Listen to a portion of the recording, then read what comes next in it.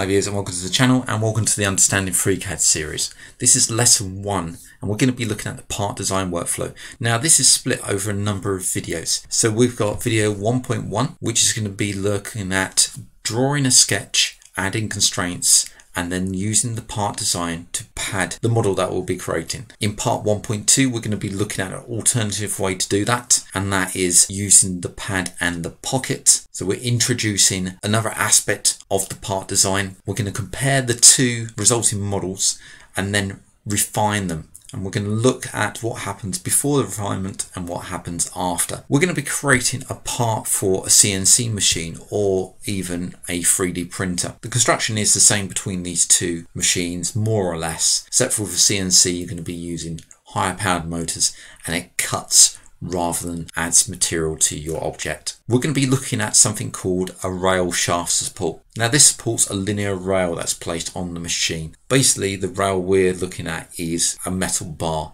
that supports that access. The connector that will actually connect that bar to the machine is going to be simplified. So what you'll see is the actual piece will be just the connector without a split and without a side bore hole that takes a bolt in there to clamp that down on the bar to stop it moving.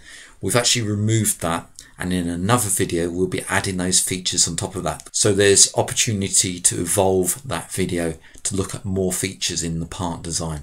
And that's what I'm trying to look at with this course, and allow a beginner coming to FreeCAD or someone coming from another CAD package to learn how FreeCAD works in these separate workbenches. So let's have a look at lesson 1.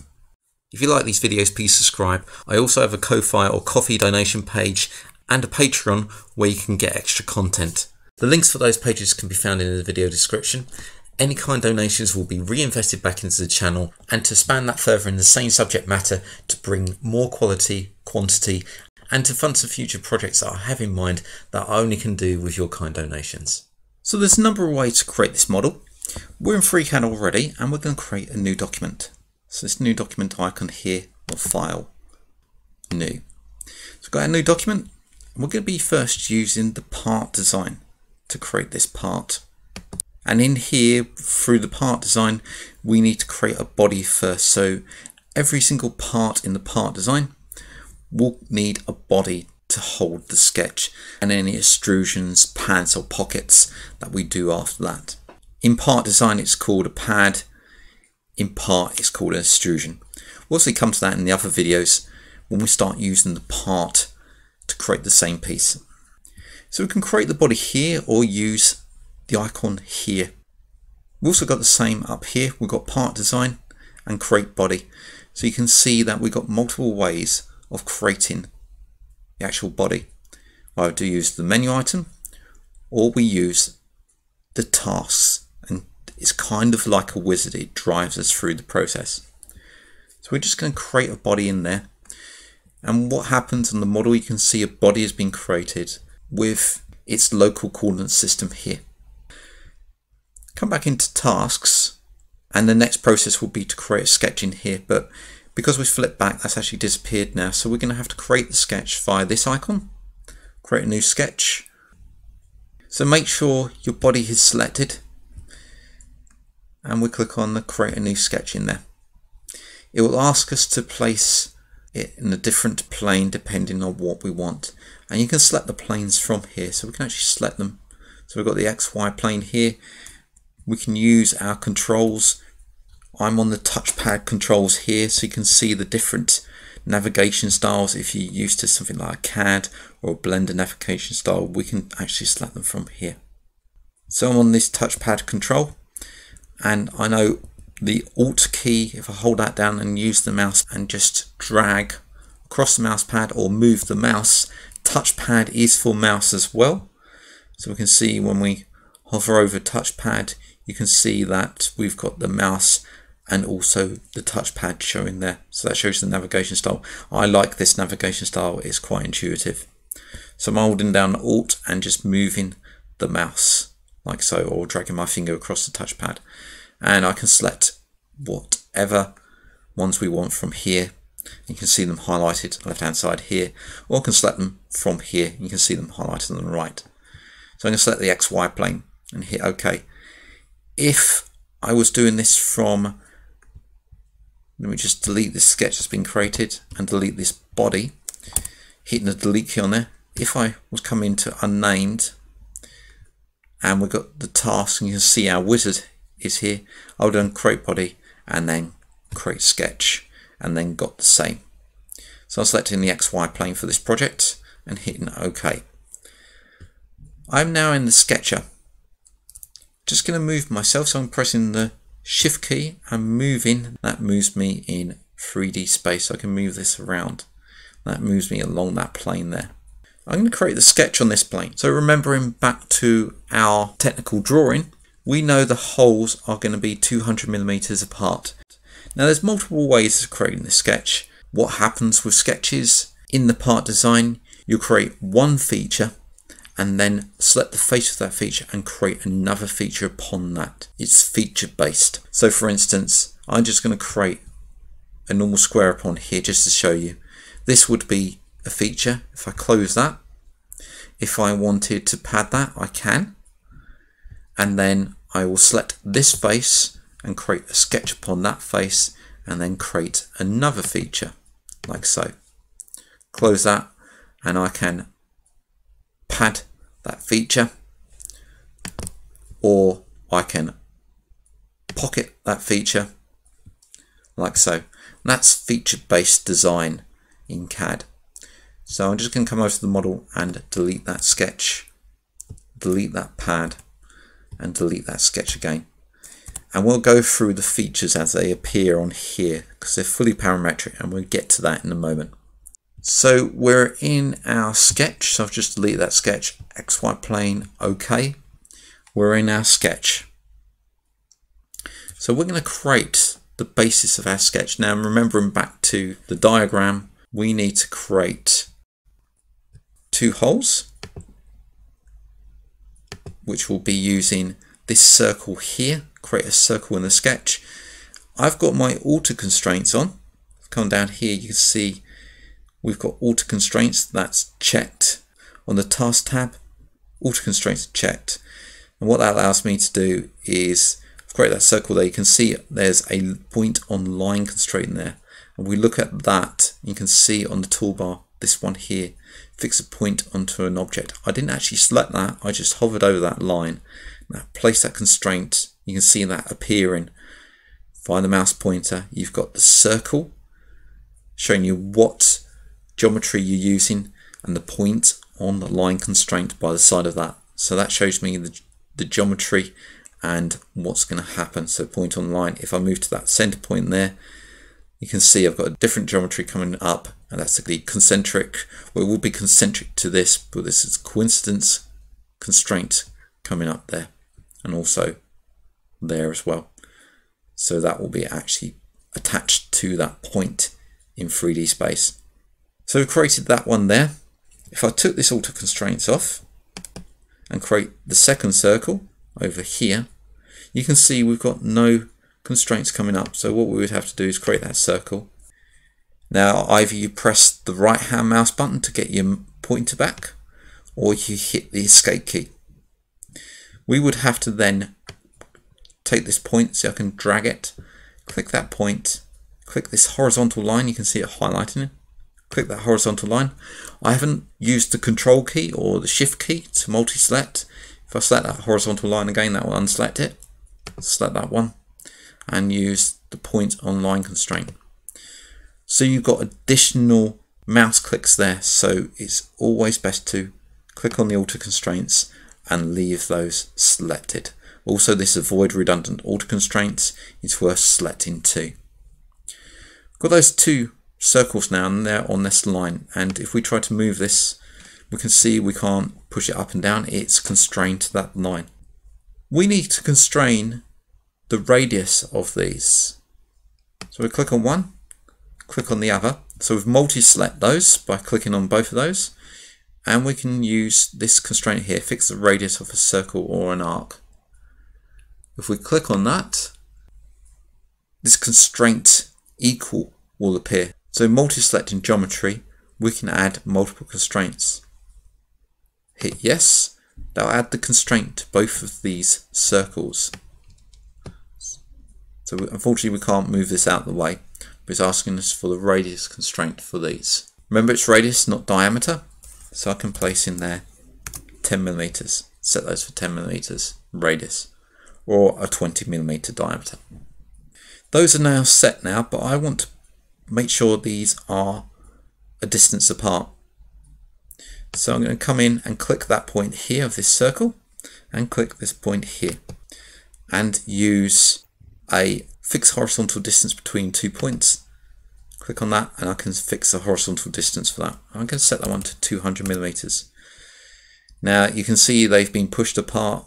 I'm just going to use my mouse to zoom out, or using 2 fingers on the mouse pad, and we can check which ones we need to use by just hovering over the touchpad, and you can see you've got zoom as his middle mouse button, or we can use 2 fingers to zoom out, as you can see there. I'm using 2 fingers to zoom out, or we could use the shift control and zoom in and out like so. But I'm just using 2 fingers, which is the middle mouse button version on the touchpad. We need these to be symmetrical. We can move these up and down that line. You can see them moving up and down that line, but we need these to be symmetrical to the center. So we can add a symmetrical constraint. We can also pull these constraints out of the way so we can see what we're doing. And that shows that point there. I'm going to click that point and click this point. And then the last point will be the one that we'll create symmetry with. So it's this center line here, or this point. If I click that point there, that's the last point, and use the symmetry constraint, that is now symmetrical. They've been colored green, so they've been made fully constrained to that sketch, and you can see fully constrained sketch over here. We go down, we can see our constraints that have been added. So that's the first constraint, second, third, etc. going down. Now we've got these fully constrained, we can start adding additional geometry. Now we've got to think about our shape and what we're creating. We're creating the basis of our shape. So we now need the outer circle. So I'm going to use a circle geometry and create a circle sketch in here. Like so, that circle sketch is sitting there now. This will be the outer part. So I want to constrain the radius of here.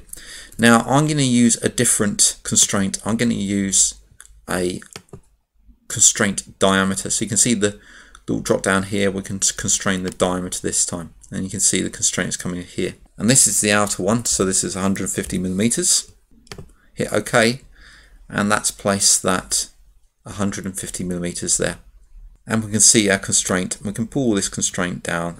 You can see we've got this constraint going across the circumference rather than across the radius like this one here.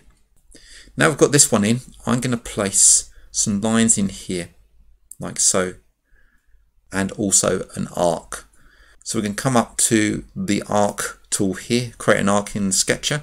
There's also another arc, end point and rim point, but we want to center and end point. Now the way we use this, we click on this one, you can see our mouse pointer has changed. We need to constrain to the center of this point here, because this will be the center point of the arc, and then we move up, and you can see we've got a circle. This won't be a circle, but we look towards where we want to place this, and remember that the auto constraints on, so we can constrain to parts. Now it doesn't matter if we're inaccurate with this, because we can use constraints to solve that inaccuracy. So I want to create an arc that runs all the way around here. So if I click here, we just click the mouse button and we can just move this around. So I've taken my finger off the mouse button now, and I can move that in an arc. And we'll just place the arc in here. Hit escape or press the right mouse button, we can get our mouse pointer back, and we can move this arc to wherever we want. If it wasn't constrained to the center here, we could actually move that center point. For example, if I create this again over here, like so, that center point is there. Let's just zoom out a bit, and I can move that center point. I can move these points as well. Just going to hit delete after selecting that. So we want these points opposite each other, because we want 180 degrees of arc. So we'll click this point and use the vertical constraint. That means when we move this, we can move it into position to wherever we want. We could even click this point and this point in here and do a vertical constraint across there. So that's fixed now, and it's just the radius that changes. I'm going to click this radius for this arc. So click the arc, and we're going to add a radius to here. So I'm going to drop this down and use constrain radius. You can see we're starting to get into fully constrained sketches now. I'm going to change the radius this to 30 millimeters and hit OK. Now we need the lines that connect up to here. So this point and this arc, we're going to create a line that connects to them. We're going to use the line tool here. Create a line in the sketch. Click on that. You can see our pointer has changed to the line, and I'm going to hover over that point. You can see we're getting a coincident constraint coming up.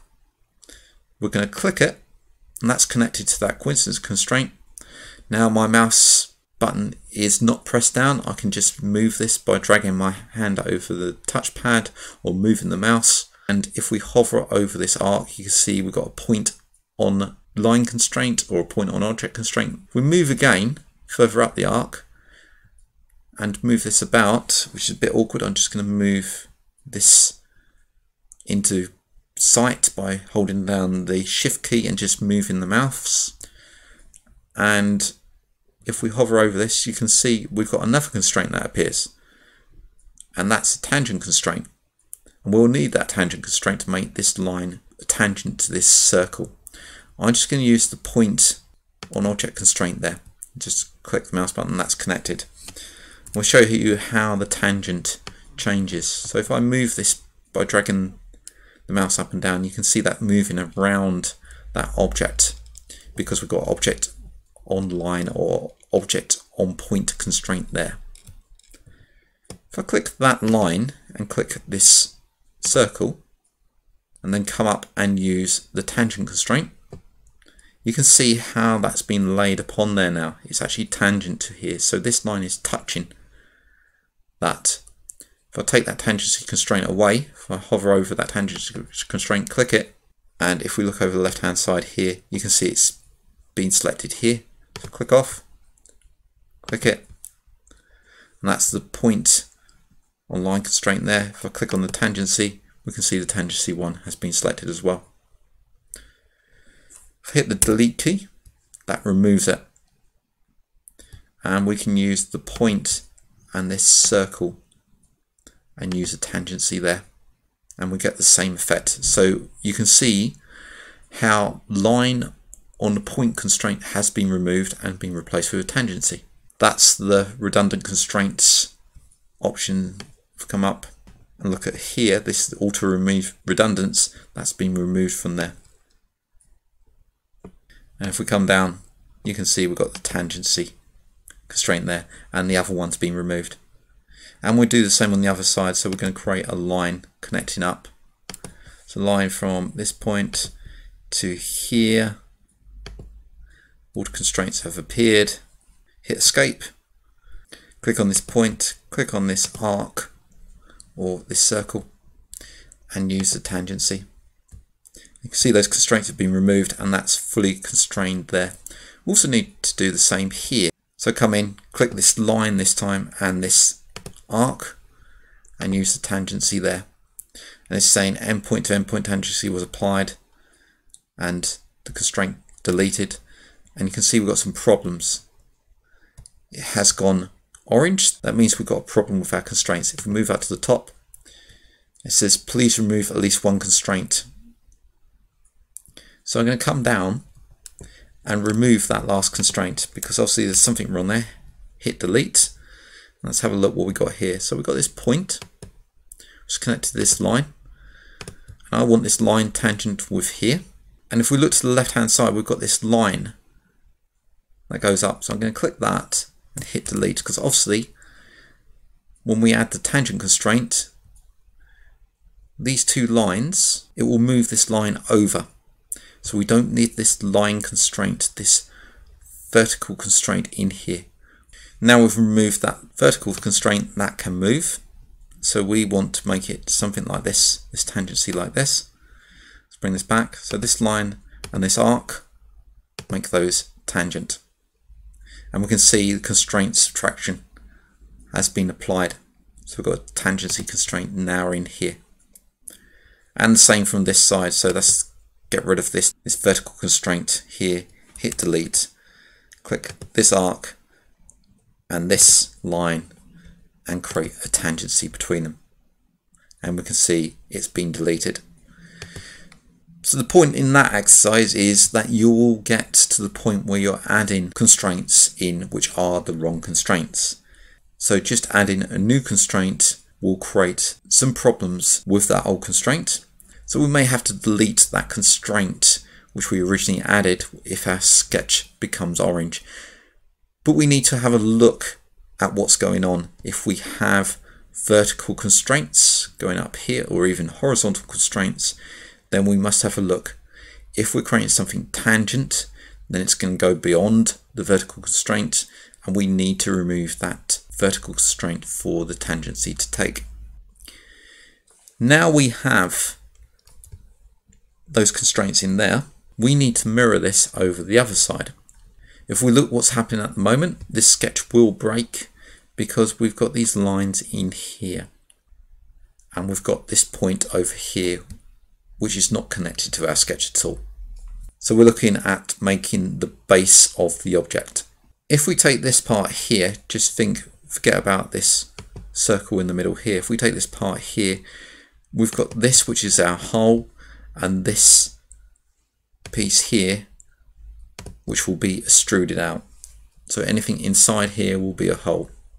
What we got to do is remove this arc from here. And to do that we'll use a trim. Let's trim an edge. Come in and click on this edge here. That will trim this part out now.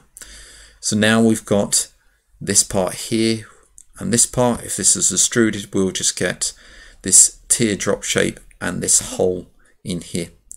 But we'll have problems over this side because this is not attached to the sketch. So we need to mirror what we've done here over to this side. I'm going to get the mouse pointer back because we're still in trim mode, hit escape, and I'm going to click these edges. I'm just highlighting those edges by clicking on them and selecting all three. So you can see they're a different color, they're slightly different green to this side here. I'm now going to select, and this is the last selection, this line here. And this will mirror this over to the other side. So this saves us some time rather than recreating the same sketch on the right hand side. We've got this mirror feature here. Creates a symmetry geometry with respect to the last selected line or point. So our last selected line was this. Or we can come out to sketch, sketch tools and symmetry. And you can see how that's made a symmetry sketch over here. And again, we've got problems because this is not actually connected. But our tangency has come through. I'm going to hit Control and Z just to undo that last move. So I need to make this point and this curve tangent. You see we've got a tangent constraint on here, and the same on this side, this point and this curve, tangency. I'm now going to remove this arc with the trim, like so. You can see we still have some problems on here. I hit escape to get the mouse pointer back, and I'm just going to move this. This is the same in every single CAD program. You can move this. It's a common practice with CAD engineers, which just moves to see what's going on, why it's not constrained. Hit Control Z to bring it back, and we can see that if we move it, this point here is not coincident to this point. So we select those two, use coincident constraint. The green is all that's been constrained, and these have not been. So you can see that hasn't been constrained there. Hit Control Z, and we can put some constraints in here. So for instance, this goes this way. So we can see we've got a problem with this point on line constraint here, it's not tangent to here. So this point and this arc need to be tangent. Therefore, we get our fully constrained sketch. So we can see the symmetry we've got. So we take this line, this is our line of symmetry. We've got a hole, 30 millimeters, and we've got all these constrained correctly around here. So we've got tangent, at the top we've got to see the tangency, tangency, tangency. So we've got symmetry line, and reflected both sides. The part is symmetrical. Now we've done that, if I hit close, and we can add a pad on here. At the moment it's padding up 10 millimeters, like so. There is another circle I can add to here, which is this inner circle, but we're going to do that in a second to show you how the parametric works. So we're going to pad this up around about 10 millimeters, which is fine. So we can change this length if we so desire. If we want to put 20 in here, we can, like so. And actually I think I'm going to go for that 20 millimeters. Hit OK. And you can see on the left hand side we've got the body, we've got the pad, and there's a little green icon showing the last action. So this pad was the last action. We can open this up and see our sketch in here. At the moment it's greyed out, but if we press the space bar, that brings the sketch back on the bottom. We can see that green line on the bottom of that sketch. If I click on the sketch and come down to the view and just bring this down, I'm just going to increase that line width so we can see what's happening. So I can press in the up arrow.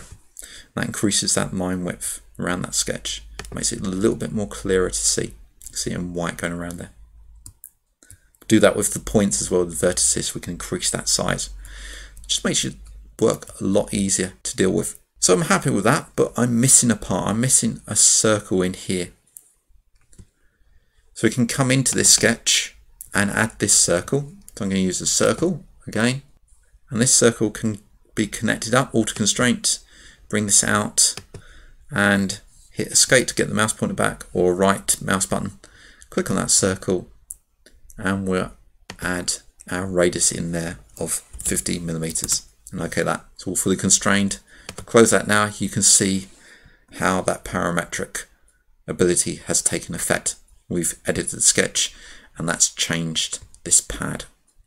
I can click on that sketch now and press spacebar, and we've got our first part of the part. And now we're going to move on to the outer ring, which I want to extrude from this. And for that we need to place a sketch upon here, upon this face. So this is a face, this is a face, this is a face, and you can see down the bottom left we've got the unnamed body because it's not saved. .body, .pad, .face2, face3, face4.